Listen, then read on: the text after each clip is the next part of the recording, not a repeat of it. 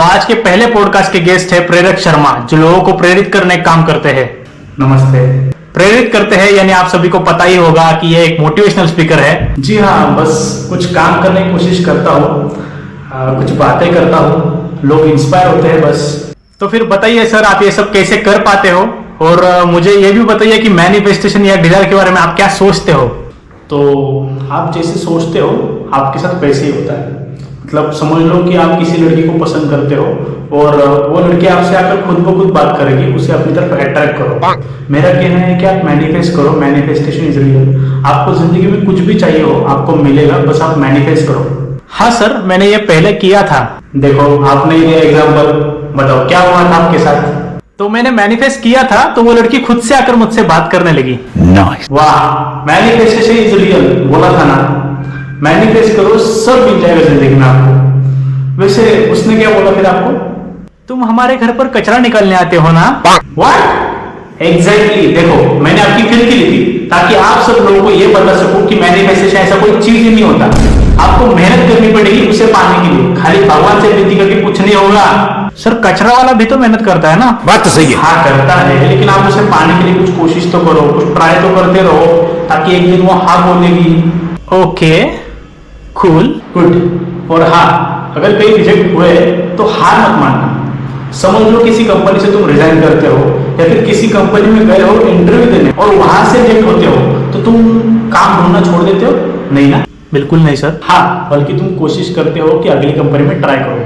अरे एक कंपनी ने रिजेक्ट किया तो और 100 कंपनी है ना कहीं तो नौकरी मिल ही जाएगी।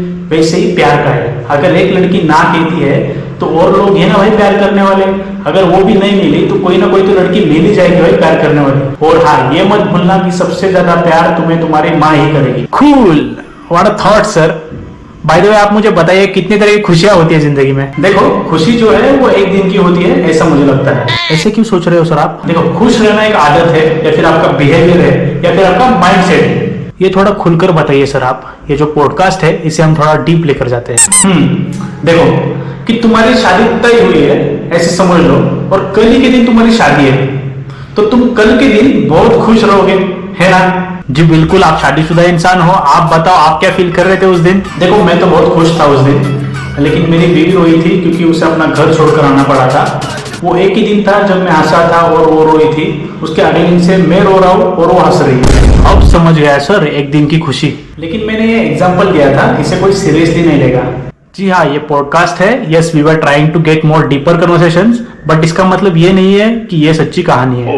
यस, ये आप बताकर सही काम कर रहे हो। क्योंकि आप लोगों को मैं बता दूं कि सर की शादी ऑलरेडी हो चुकी है। जी हाँ, और इस पॉडकास्ट के बाद उनका डिवोर्स भी हो चुका होगा। भाई क्या कर रहे हो तुम? आपका कहाँ डिवोर्स होगा सर?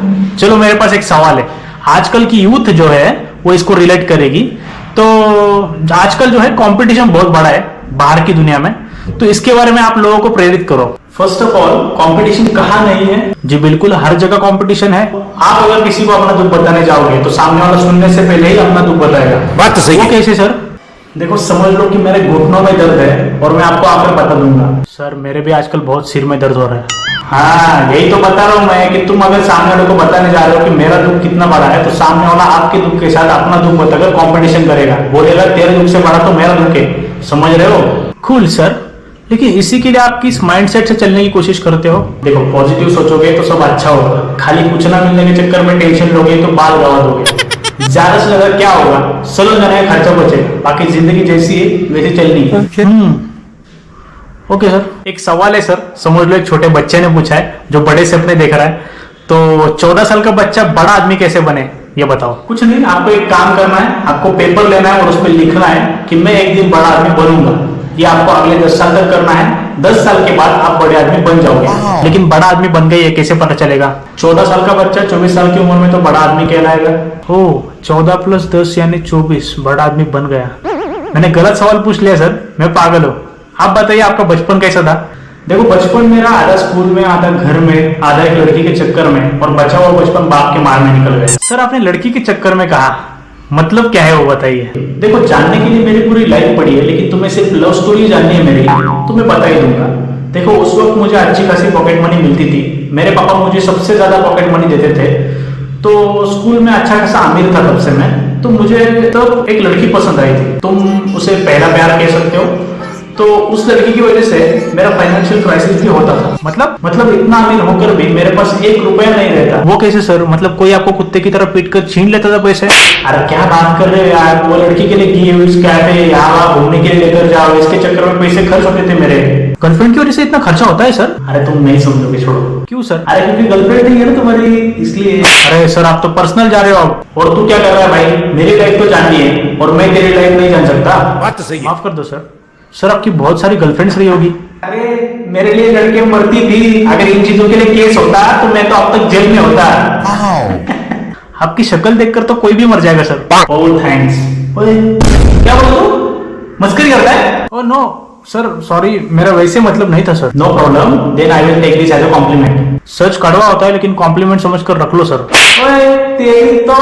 वैसे बताइए आपकी सुबह कैसी होती है? सूरज उगता है, उजाला होता है, मुर्गा चिपता है, पेपर वाला आकर चला जाता है, गाड़ी वाला गाड़ी लेकर चला जाता है, फिर मेरा बाप उठता है, फिर मुझे देखता है, फिर मुझे देखकर बोलता है उठ उठ बोलता है, फिर मैं बाकी गाले खाके उठता हूँ, फिर घड़ी को देखता हूँ, फिर जितने जल्दी हो सके तैयार होता हूँ और फिर अपने काम पे चला जाता हूँ। आप मॉर्निंग पर्सन हो? व्हाट?